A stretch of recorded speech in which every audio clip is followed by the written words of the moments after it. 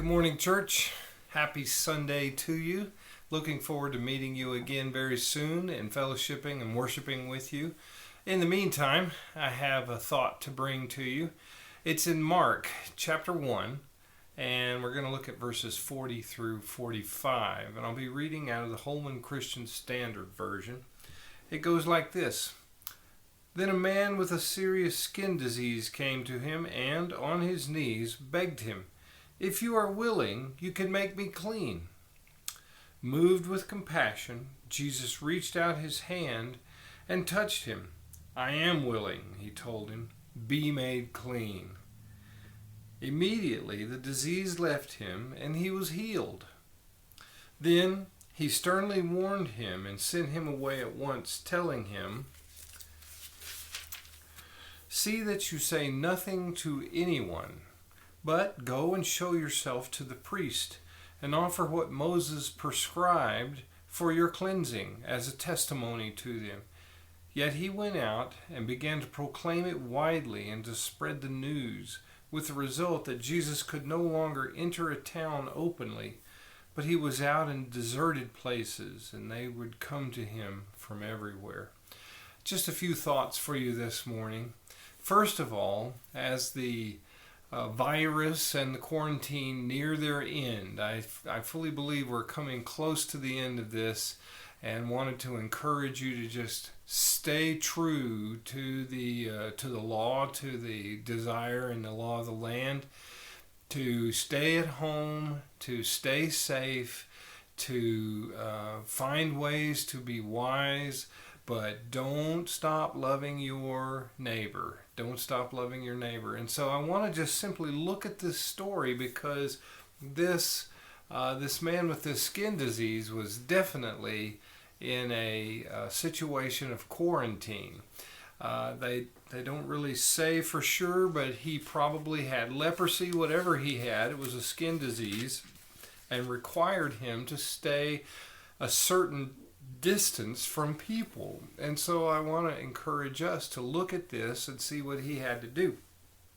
Oftentimes people with leprosy had lost everything. They didn't have any way to maintain, to eat food, to live in a house, to even stay near their family. They had totally been separated from society. As a matter of fact, even to beg for alms, for money and things like that, they couldn't do it, because in order to do that, you had to stay within a certain distance of people. So the way that lepers had to beg for alms is oftentimes they would take their bowl or their hat or whatever they were collecting in, and they would put that by the roadside, and then they would remove themselves from the roadside the proper distance.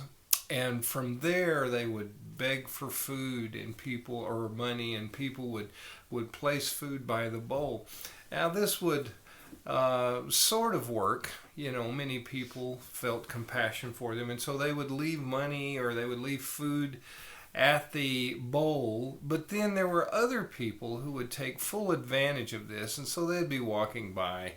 They would see the leper, they would hear the leper up on the side of the road there begging for food, and they would notice his bowl or her bowl with some money and some food in it, and so they would immediately grab the money and run, leaving the leper without anything once again. And so lepers were really the untouchables of their society.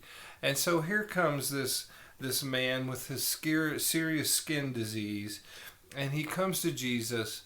He breaks protocol here and breaks his social distancing law, and comes before Jesus and drops to his knees, begging for mercy. He says, "If you're willing, you can make me clean." And that's an important thing that you and I need to not overlook.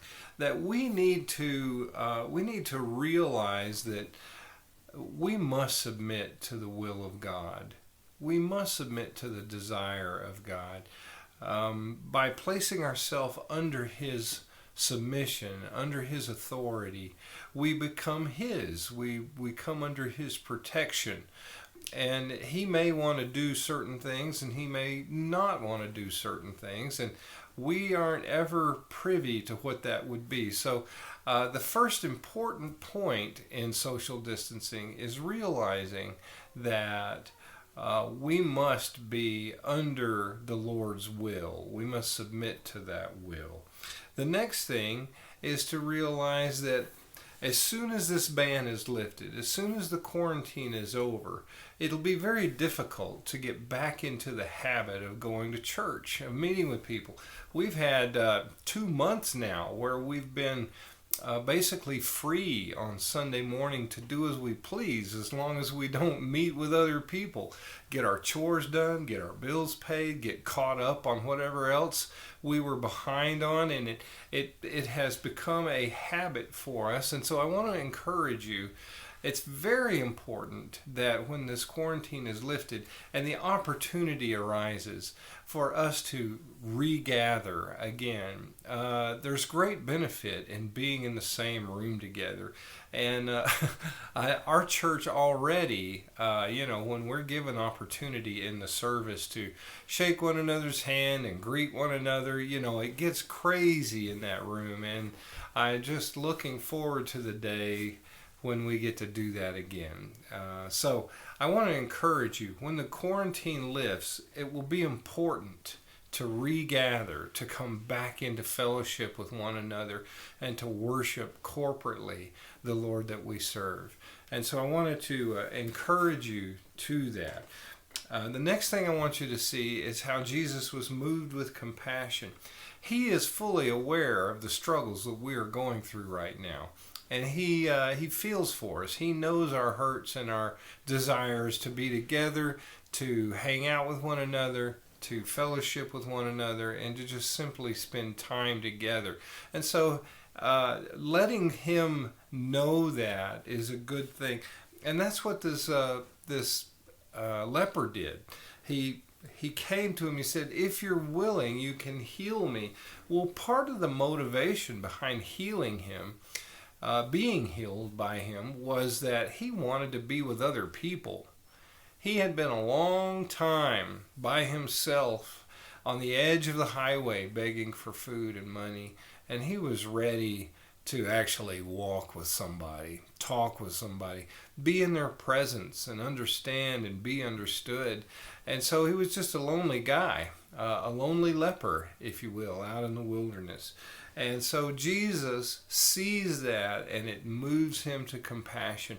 And you and I need to realize that Jesus sees us even now, and it moves him to compassion. He understands our desire to want to be together. He understands that our desire to worship him is a priority in our life. And so he's moved with compassion. He knows your situation. Trust him. Wait on the Lord. Don't move until we are given opportunity to move. All right? The next thing he does is he heals the leper. He says, "Be made clean." And the leper is healed, and our day is coming when that will be the opportunity before us, when the COVID virus will no longer be an issue, and we'll have opportunity to be together again, and look forward to that. And then also, he sternly warns him. Look there in verse 43. He says, send him away at once. Tell no one about this. Instead, go show yourself to the priest. Instead, go to church. Okay? And he didn't do that. He went just the opposite of what Jesus said, and it immediately had a negative ramification on Jesus' ministry, limiting him to deserted places, and people had to leave their homes and go to him instead of him going to them.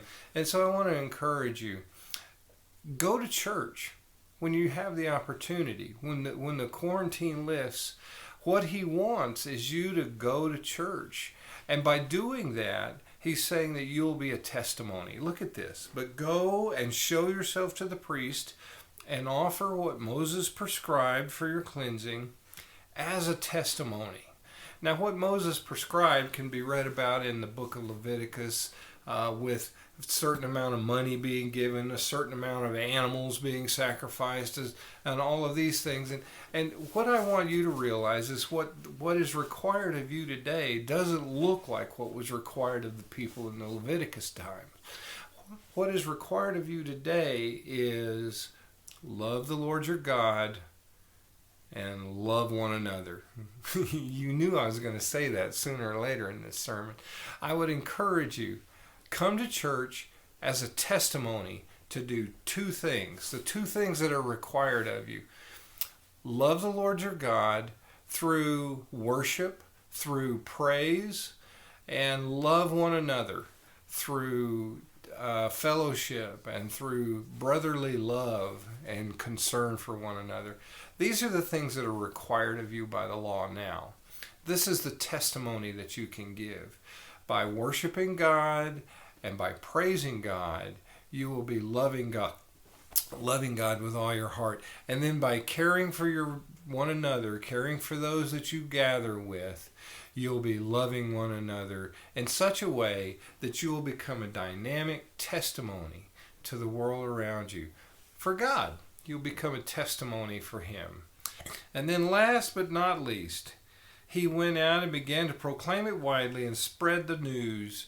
And even though we're not in the same boat as him, and Jesus told him very specifically, don't tell anyone, instead go to church, what I'm encouraging you to do is tell everyone. Tell everyone in the right kind of way. Tell them through the way you love one another. Tell them through the way you worship the Father that these are the times that are going to make a difference in our lives. These are the times that are going to very, very clearly label you as a disciple of Christ, someone who loves and follows the leadership of Christ. And so now I just simply want to encourage you, keep the faith, don't give up yet. The end is near, and we have the opportunity in this very moment to be good witnesses for the Father. Thank you, church. Hope to see you very, very soon. Looking forward to meeting with you in the days to come. Goodbye.